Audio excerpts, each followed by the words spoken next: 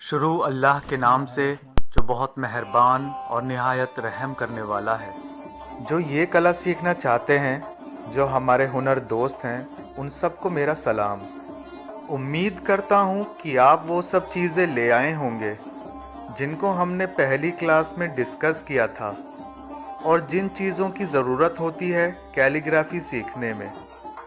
इंशाअल्लाह इस सेशन में हम आपको कैलीग्राफी की चीज़ों को इस्तेमाल करना और उसके अक्षर के बारे में बताएंगे। जैसे कि आप जानते हैं, कैलीग्राफी इन सब लिखावटों के बीच एक दुल्हन जैसी है और सारी लिखावटों में से खूबसूरत है। दुनिया के सबसे बड़े कैलीग्राफी के उस्ताद ने इस लिखावट को खूबसूरत और दुल्हन का नाम दिया है। इसकी खूबसूरती की वजह से पुराने ज़माने में सोने की लिखावट कैलीग्राफी में होती थी। क्लास शुरू होने से पहले चाहता हूँ कई चीज़ें आपको बताऊं। सबसे पहले अपने लिखने वालों को उनके बैठने का तरीका और अच्छे तरीके से बैठने के बारे में बताऊंगा। अगर लिखने वाले मेज़ पर रख कर लिखते हैं, जो कि खूबसूरत लिखावट के लिए बहुत ही ज़रूरी है। मेज़ न ज़्यादा नीचे होना चाहिए, जिसकी वजह से लिखने वाले की कमर और गर्दन न झुके, जिससे उनकी गर्दन में दर्द हो, और मेज़ ज़्यादा ऊंचा भी ना हो। कुर्सी पर ऐसे बैठें जैसे हमारा सीधा और उल्टा कंधा कागज़ के सीधे और उल्टी तरफ हो। हमारी आँख और चेहरे से कागज़ की दूरी 30 सेंटीमीटर हो। अगर हम अपने सर को ज़्यादा झुकाएंगे या कागज़ से ज़्यादा दूर हों तो हमारी आंखें कमज़ोर हो सकती हैं।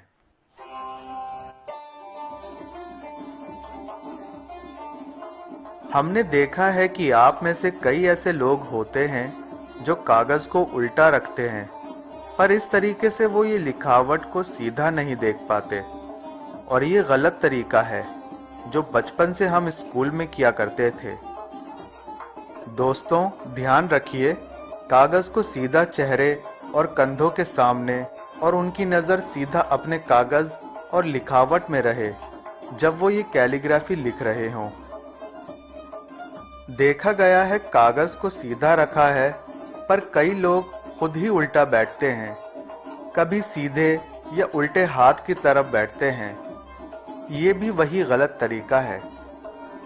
दूसरी चीज़ जो बताना चाहता हूँ वो ये है कि अच्छी सही रोशनी और सही वक्त पर कैलीग्राफी की प्रैक्टिस करना चाहिए। सबसे अच्छा वक्त कैलीग्राफी लिखने के लिए जब सूरज की रोशनी तेज ना हो, लेकिन दिन के उजाले में होना चाहिए। ये बेहतर वक्त होता है, जैसे सूरज की रोशनी कागज़ पर सीधा ना पड़े, उल्टे हाथ पड़े तो हम अच्छे से लिख पाएं, जिससे रोशनी कागज़ से हमारी आंखों पर ना पड़े। और कागज़ भी ज़्यादा चमकीला ना हो, सफ़ेद ना हो और बहुत ही तेज़ रंगों का ना हो, जिससे हमारी आँखों को तकलीफ़ ना हो, जैसे लाल रंग का कागज़ ना हो। कैलीग्राफी में कलम को पकड़ने का तरीका भी बहुत ज़रूरी होता है। जैसे मैं आप सबको बता रहा हूँ, हम अपने अंगूठे से पकड़ें और तीसरी उंगली से चिपकाएं। हमें कलम को कुछ इस तरीके से पकड़ना होगा जो हमारी उंगली ज़्यादा टेढ़ी ना हो, ना दबे, थोड़ा खुला हो। अगर हम हमारी तीसरी उंगली हटा दें तो जो हमारा अंगूठा है और जो पहली उंगली है उसे पकड़ें, जिससे हम हमारे कलम को देख पाएं।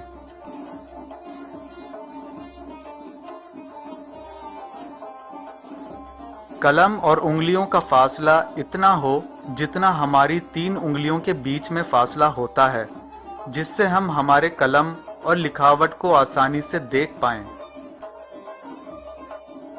तो फिर सबसे अच्छा तरीका है कलम पकड़ने का, जैसे मैंने पकड़ा है, और लिखने के वक्त बहुत ही अच्छे तरीके से लिखा जाएगा।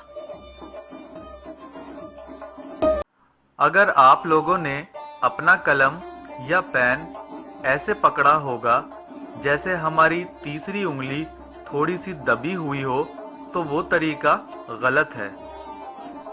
आप इस तरीके से कोशिश कर सकते हैं कलम को ऐसे पकड़ने की, और कोशिश कीजिए धीरे धीरे ये तरीका अपनाइए। जो दूसरी बात है वो ये कि हमें कैलीग्राफी लिखने से पहले कागज पर हल्का सा लिखना होगा पेंसिल से, जिसे हम बैकग्राउंड राइटिंग कहते हैं।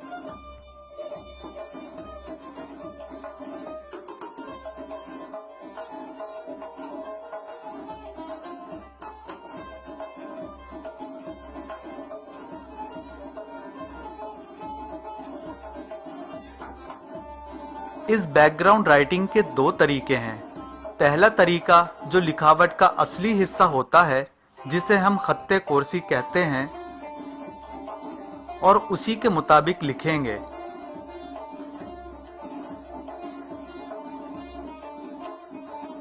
दोस्तों ध्यान दीजिए, तो कैलीग्राफी लिखने से पहले हमें दो लाइन बनानी होती हैं।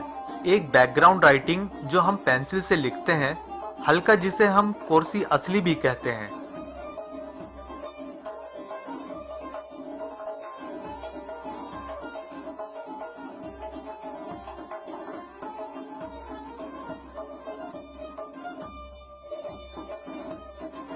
और जो दूसरी लाइन है वो शुरुआत के दो नुक्ते जैसे रे, वाव, दाल, जिसे कोर्सी दोवोम कहते हैं, पहले लाइन से फासला लेंगे और बनाएंगे।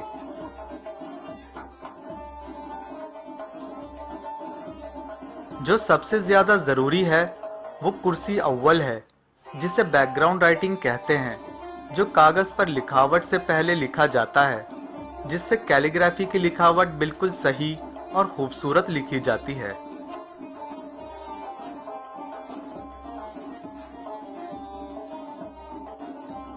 कैलीग्राफी शुरू करने से पहले एक और चीज बताना चाहता हूँ, वो ये है कि कलम को तराशना, जिसे हम कलम तराश कहते हैं, जो इस तरह होता है जैसे आप देख रहे हैं। और कलम तराश को इस तरीके से खोला जाता है, लेकिन आपको ये कैलीग्राफी के उस्तादों से सही से सीखना पड़ेगा, क्योंकि ये बहुत ही ज़रूरी है और बहुत ही ध्यान से करना पड़ेगा, क्योंकि ये कलम तराश बहुत ही तेज धार का होता है। हमारे कलम तराश में दो ब्लेड होते हैं। अब मैं आपको बताऊंगा आप इसको कैसे इस्तेमाल कर सकते हैं। जो छोटा ब्लेड है वो बीच के हिस्से को खाली करने के लिए काम आता है, और ये जो बड़ा ब्लेड है वो कलम की पॉइंट को काटने के लिए काम आता है। देखिए दोस्तों, इस तरीके से कलम को हाथ में रखिए और कलम तराश को इस तरीके से कलम के ऊपर रखिए, और दोनों हाथों के अंगूठे से जो सीधा और उल्टे का है, और फिर ऐसे सीधे हाथ की तरफ खींचना, और इस तरीके से कलम के बीच का हिस्सा खाली होगा।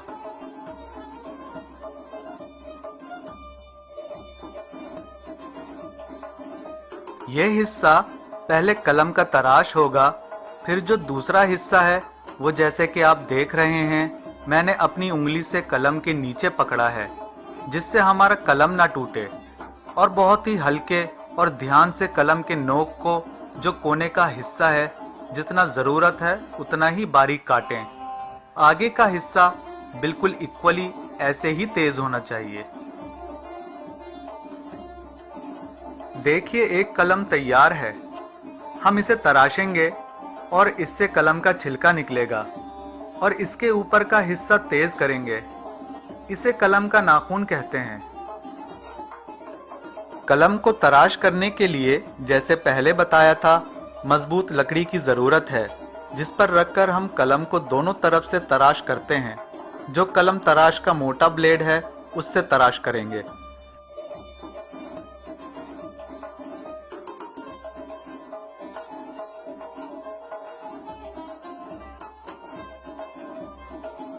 जिस कोण से हम लिखना चाहते हैं उसी कोण की तरफ से कलम को तराशेंगे और उसे साफ करेंगे।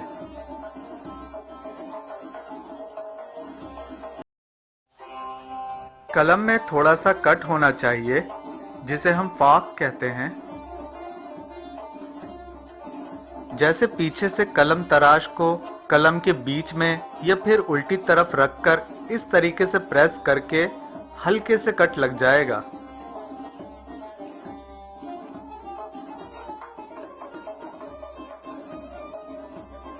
जैसे लिखने के वक्त हमारा दवात है वो पूरी तरह से कलम में फैल जाएगा। ये भी कलम तराश का एक तरीका है।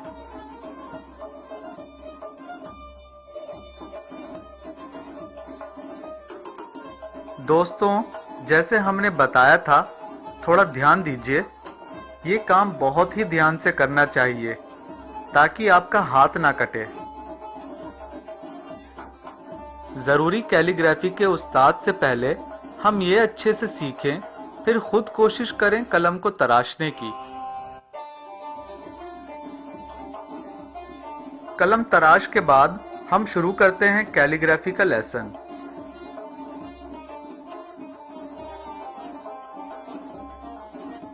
लिखावट जो है, जैसे बताया था और जिसे दुल्हन का नाम दिया गया है, दुनिया में वो नुक्तों से शुरू होता है और जो नुक्ता है वो इस तरीके से स्क्वायर जैसा है और मोटा बनाया जाता है।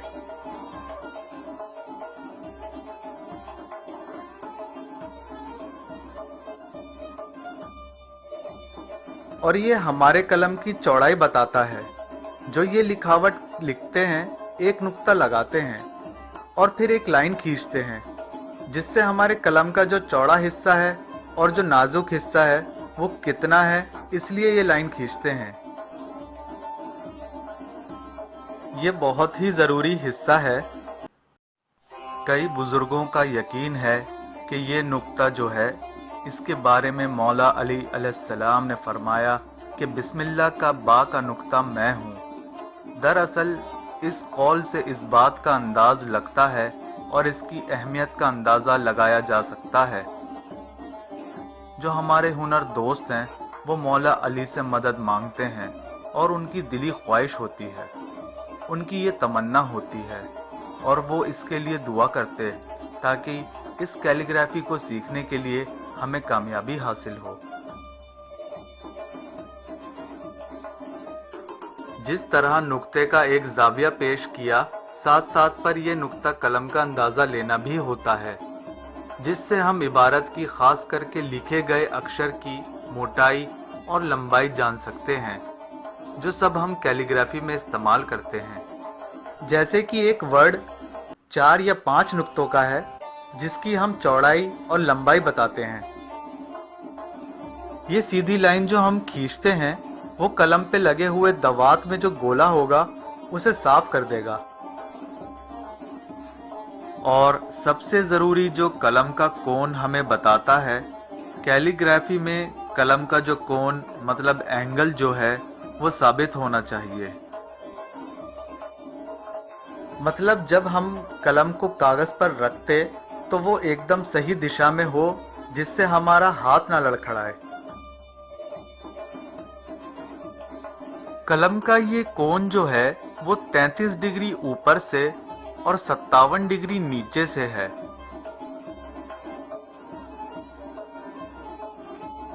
और जब कलम को कागज पर रखते हैं लिखावट शुरू करने के लिए, वो 30 डिग्री नीचे से 60 डिग्री ऊपर से।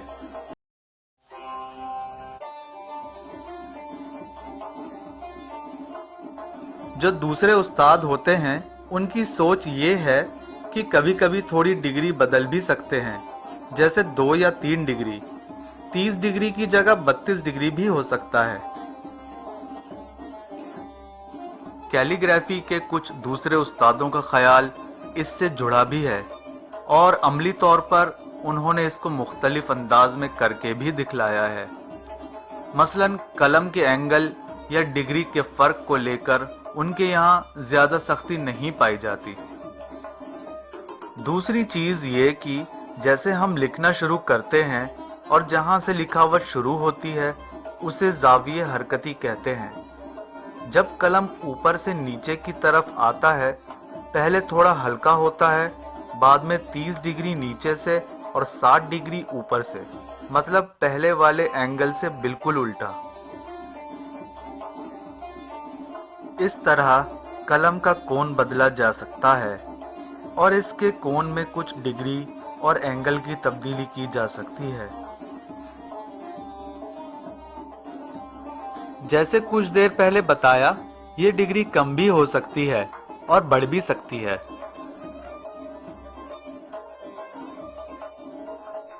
जैसे अगर हम बे का अक्षर लिखते हैं तो जो हमारा कोण है वो बदलेगा नहीं, वो वैसे ही रहेगा जैसे ज़ाविये साबित। 2 या 3 डिग्री घटा भी सकते हैं और बढ़ा भी सकते हैं।